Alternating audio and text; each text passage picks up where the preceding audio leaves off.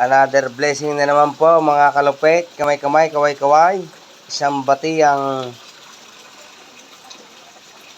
kabuti ang na blessing na naman ni Lupit sa loob ng tubuhan. Yan ang mga kalupit. Sawa na naman si Lupit nito sa kabuti. Malupit talaga ang puong may kapal. Lagi ng may blessing. Blessing na isang damukal na kabuti. Yan po ang blessing lagi nilupit sa Panginoon. Kaya salamat po Panginoon sa inyong blessing. May pang-ulam na naman si Lupit. Ang gagawin ko naman dito ay inalibang-bangan naman para malupit.